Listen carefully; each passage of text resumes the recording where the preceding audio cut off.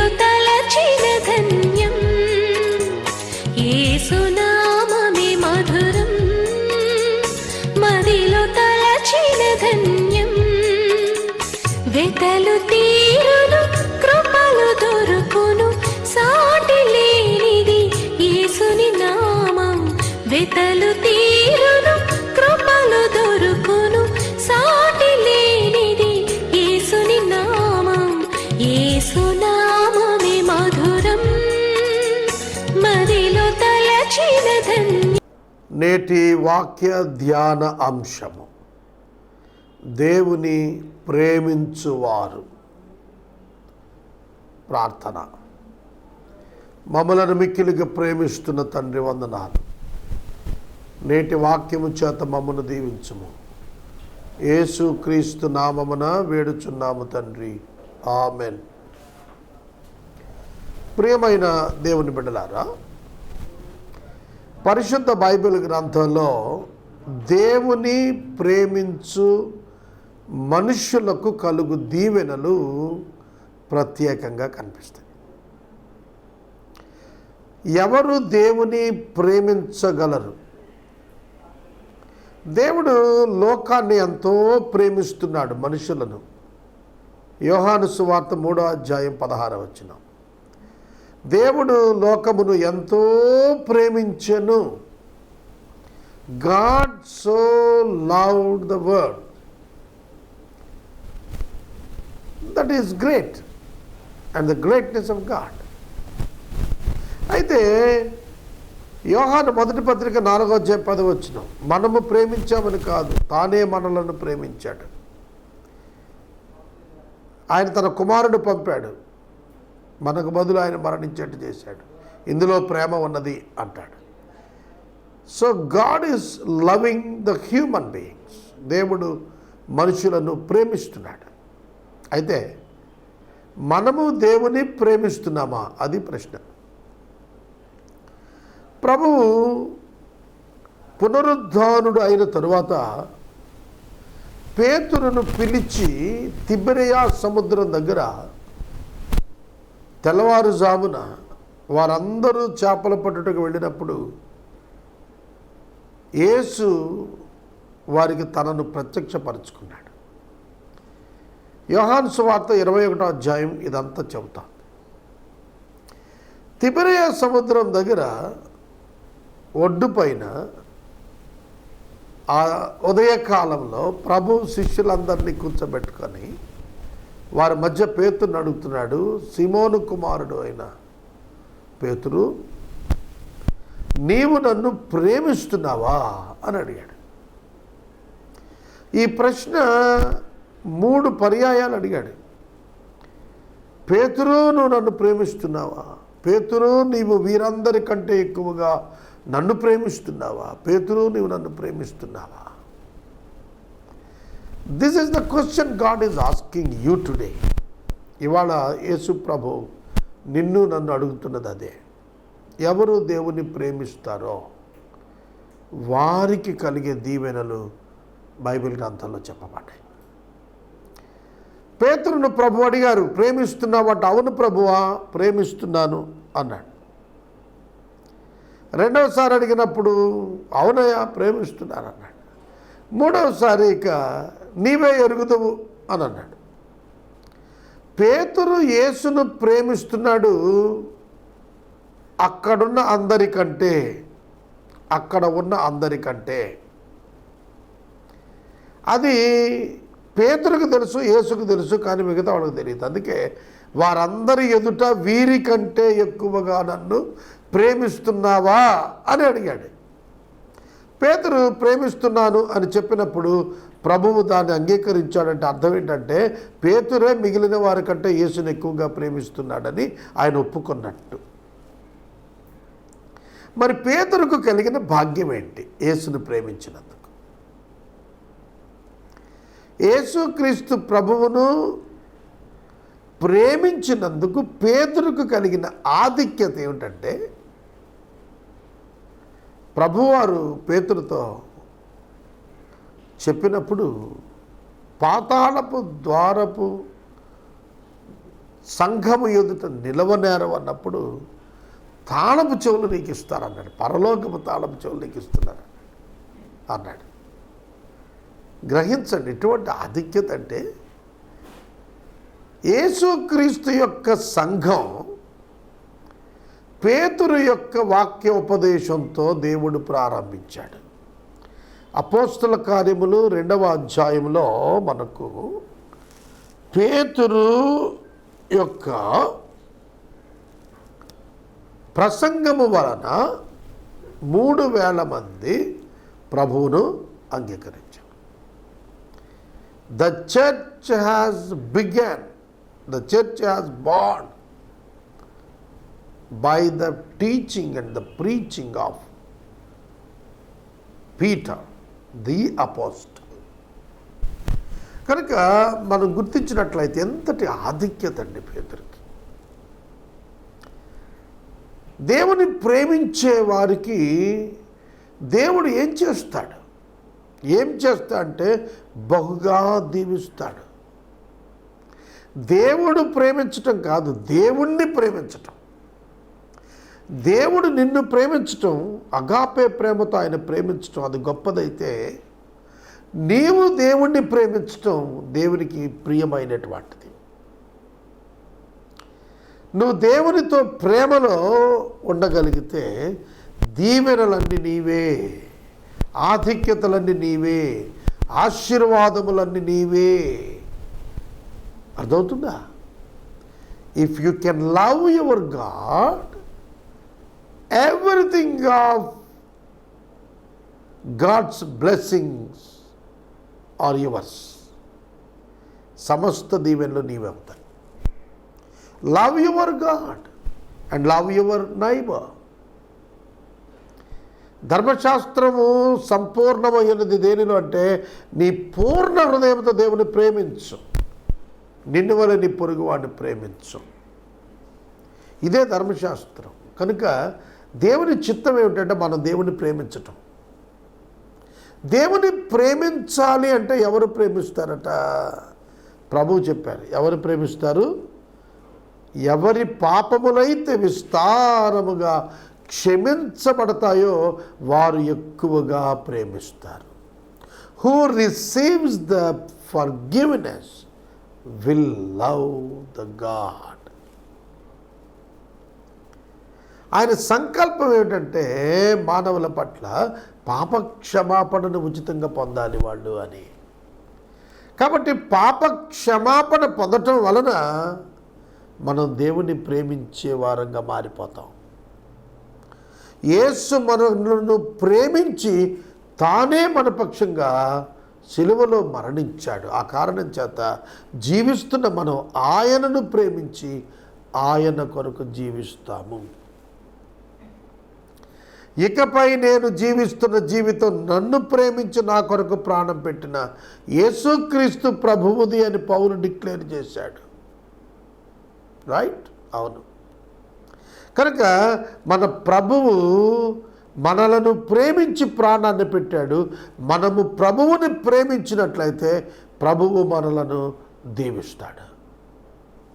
పేతురు ప్రభువును ప్రేమించి ప్రభువు కొరకు తల క్రిందులుగా సిలువ వేయబడి తన ప్రాణం పెట్టడానికి ఒప్పుకున్నాడు. అర్థం చేసుకోండి. If you love your God will bless you. ఇప్పుడు నేను కొన్ని వచనాలు చూపిస్తాను, జాగ్రత్తగా చూడండి. రోమాపత్రిక 8వ అధ్యాయము 21వ వచనము నేను చదువుతాను, మీరు చూడాలి. రోమాపత్రిక 8వ అధ్యాయము 28వ వచనం. 28వ వచనం.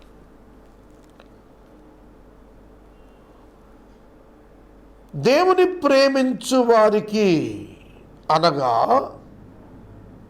ఆయన సంకల్పము చొప్పున పిలువబడిన వారికి మేలు కలుగుటకై సమస్తము సమకూడి జరుగుచున్నవి అని ఎరుగుదము, జరిగించబడుచున్నవని ఎరుగుదము అని చదవాలి దాన్ని.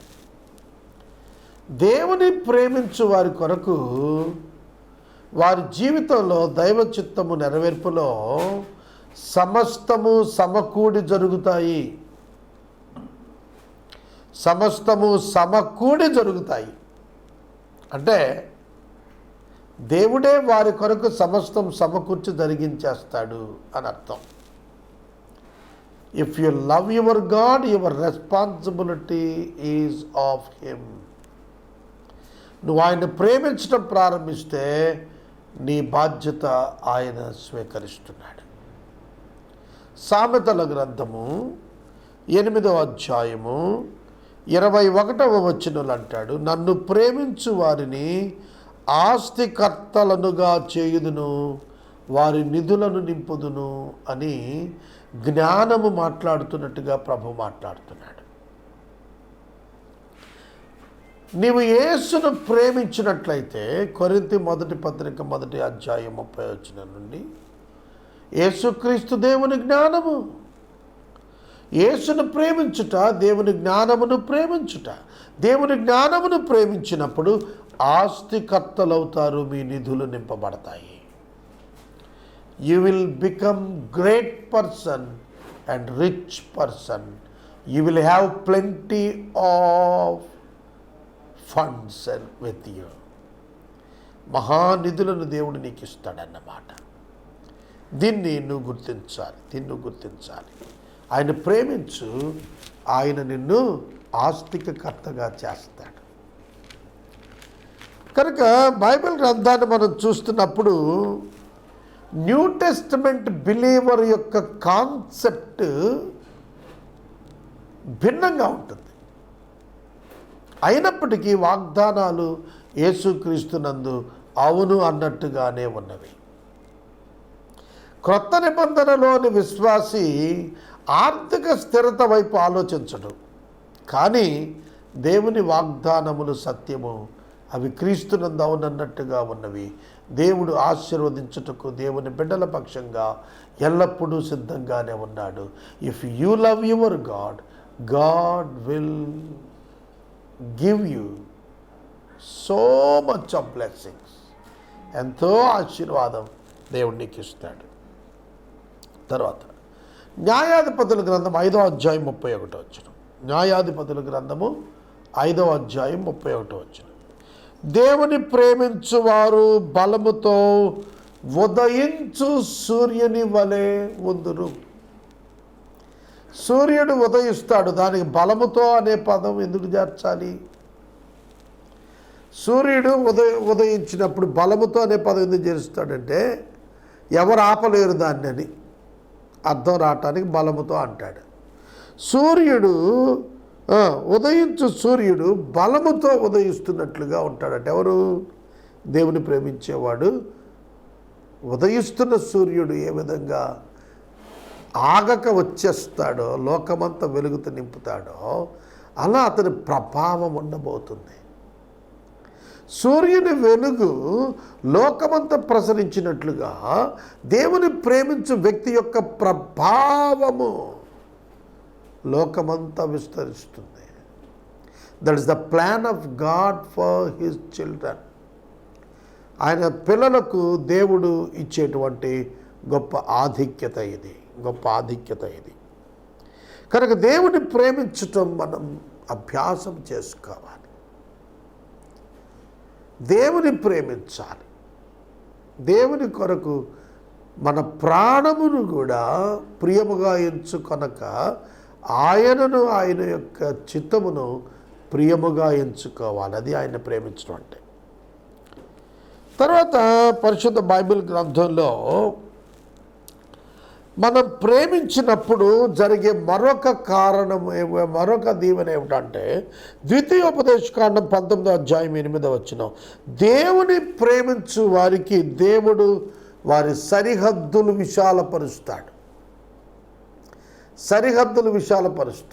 నేను ఒక చర్చికి వాక్యం చెప్పడానికి వెళ్ళాను.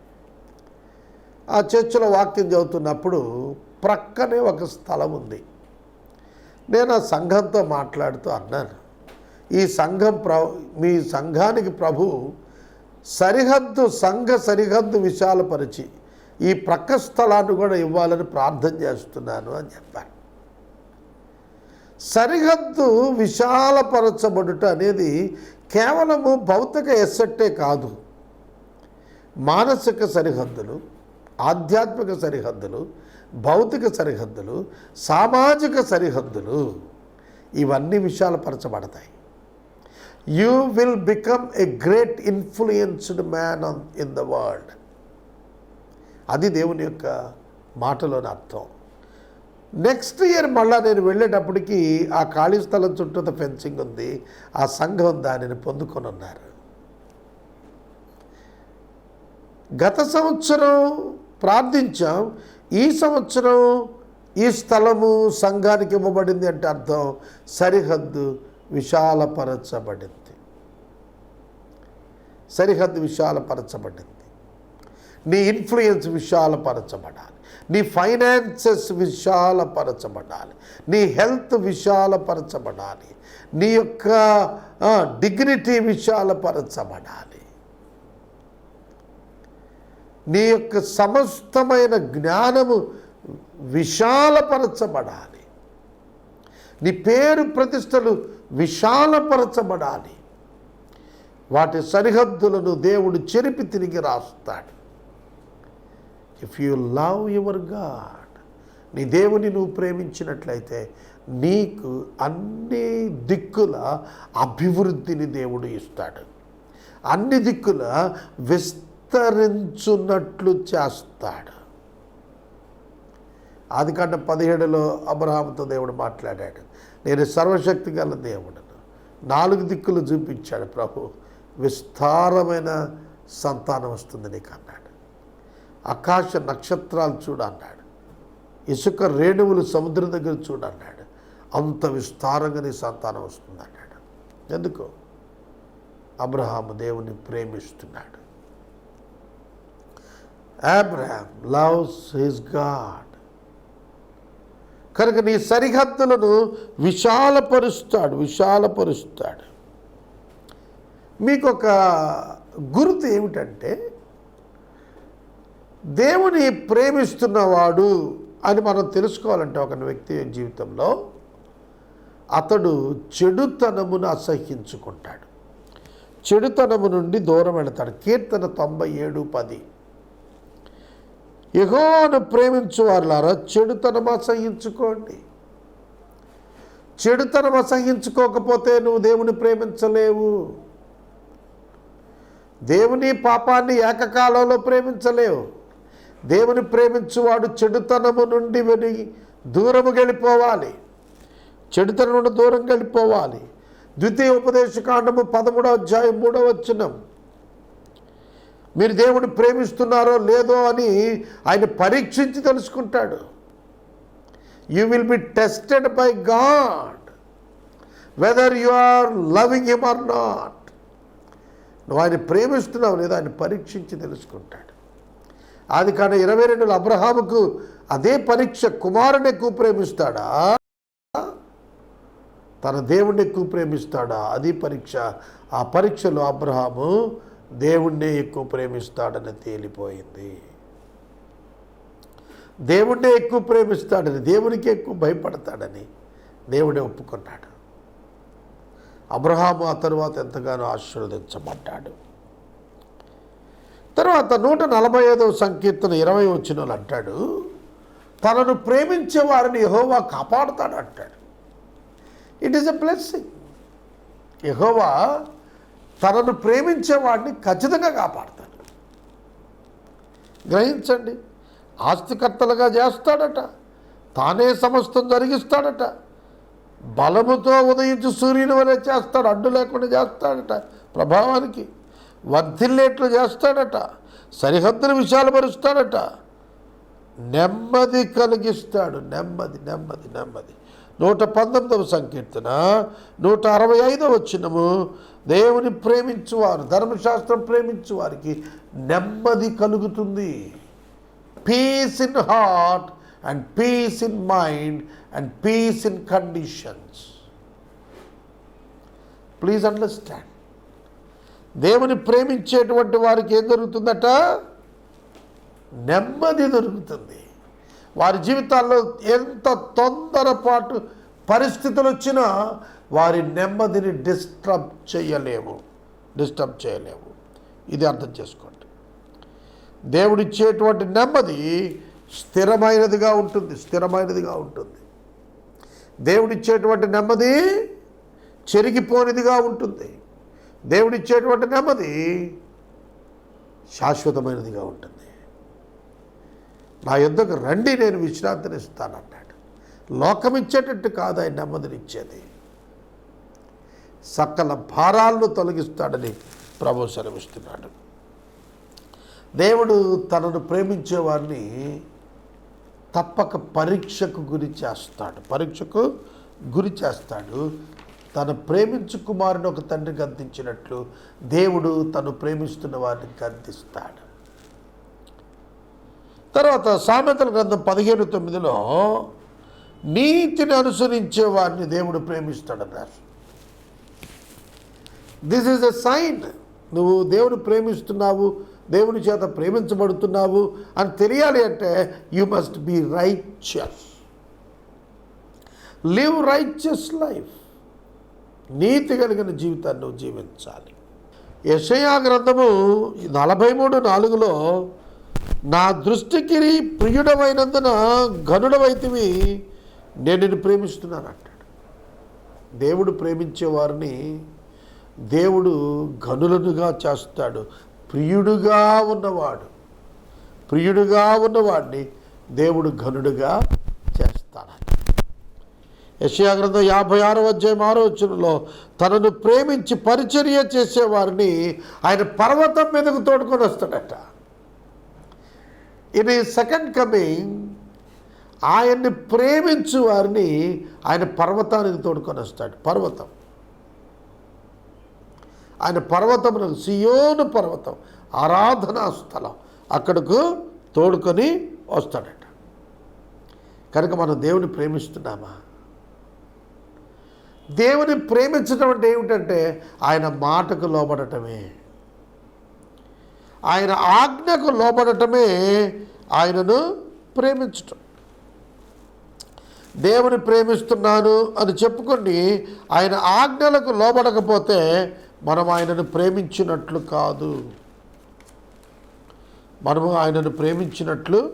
కాదు.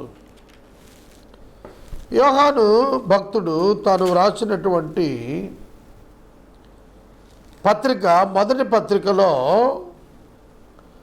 4వ అధ్యాయము 19వ వచనములో రాస్తున్నాడు. 19వ వచనంలో ఆయనే మొదట మనలను ప్రేమించెను గనుక మనము ప్రేమిస్తున్నాము. ఎవడైనా తాను దేవుణ్ణి ప్రేమిస్తున్నానని చెప్పి సహోదరుని ద్వేషిస్తే అతను అబద్ధికుడు. కనుక ఇందులో ఒక మర్మం ఉన్నది ఏమిటంటే, నువ్వు దేవుణ్ణి ప్రేమిస్తున్నాను అని అంటే ఈజీగా చెప్పేయచ్చు, నువ్వు సహోదరుని ప్రేమించి తీరతావు. నువ్వు దేవుడిని ప్రేమిస్తున్నాను అనే నిజం చెబుతున్నావో లేదో తెలియాలంటే నువ్వు సహోదరుని ప్రేమిస్తే దేవుడిని ప్రేమిస్తున్నావు అనేది అర్థమవుతుంది. కనిపిస్తున్న సహోదరుని ప్రేమించని వాడు కనిపించని దేవుణ్ణి ప్రేమిస్తాడు. 20 అంటాడు, నేను దేవుని ప్రేమిస్తున్నానని చెప్పి తన సహోదరుని ద్వేషించిన యెడల అతడు అబద్ధికుడగును. తాను చూచుచూ ఉన్నటువంటి సహోదరుని ప్రేమింపని వాడు తాను చూడని దేవుని ప్రేమింపలేడు. దేవుని ప్రేమించువాడు తన సహోదరుని కూడా ప్రేమించవలన ఆజ్ఞ మనం పొంది ఉన్నాము. It's a commandment. యేసయ్య మనకు చెబుతున్నది ఏమిటి అంటే, దేవుని ప్రేమించడం అంటే ఆయన ఆజ్ఞలకు లోబడటం. ఆయన ఆజ్ఞలు ఏమిటంటే నేను వాళ్ళని నీ పొరుగు వారిని ప్రేమించడం. కనుక దేవుని ప్రేమించే వారి కొరకు బహు దీవెనలు ఉన్నవి, ఆశీర్వాదములు ఉన్నవి, భవిష్యత్తు ఉన్నది, నిరీక్షణ ఉన్నది.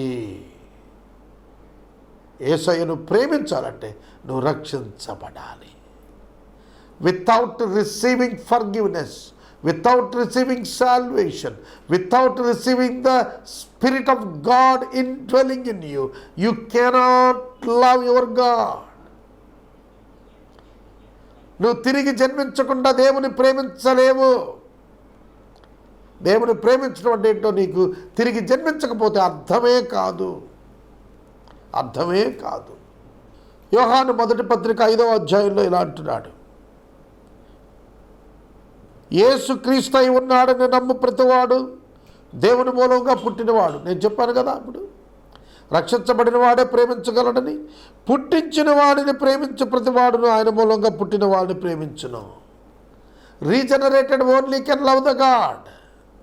మనము దేవుని ప్రేమించుచు ఆయన ఆజ్ఞలను నెరవేర్చిన వారమైతే దేవుని పిల్లలను ప్రేమించుచున్నామని దాని వలననే ఎరుగుదము.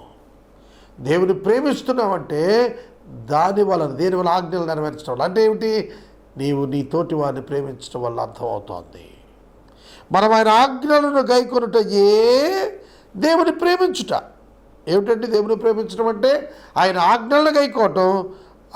ఆయన ఆజ్ఞలు భారమైనవి కాదు, సులువైనవి. నా కాడి సులువు అన్నాడు ప్రభు, ఆయన ఆజ్ఞ సులువు. ఆయన ప్రేమించమన్నాడు, ప్రేమించడం నేర్చుకుందాం. నేను ముగిస్తున్నాను. Love your God. The proof of loving God is loving your neighbour, brother. ప్రార్థన చేద్దాం. పరిశుద్ధుల వందనాలు. వాక్యం విన్న బిడ్డలను దీవించు.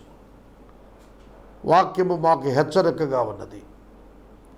మేము సహోదరులను ప్రేమించినప్పుడు నిన్ను ప్రేమిస్తున్నావని మేము గ్రహిస్తాము, లోకము గ్రహిస్తుంది, నీవు గ్రహిస్తావు.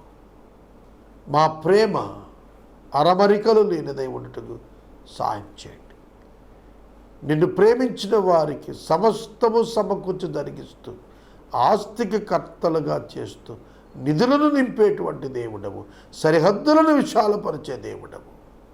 మా ప్రేక్షకులు నిన్ను ప్రేమించుటకు సహాయం చేయమని యేసు నామమున అడుగుచున్నాము తండ్రి. ఆమేన్. తండ్రి అయిన దేవుని ప్రేమ, కుమారుడైన యేసయ్య కృప, పరిశుద్ధాత్మని అన్యోన్య సహవాసము సదాకాలం మనందరికి తోడైననుగాక. ఆమేన్.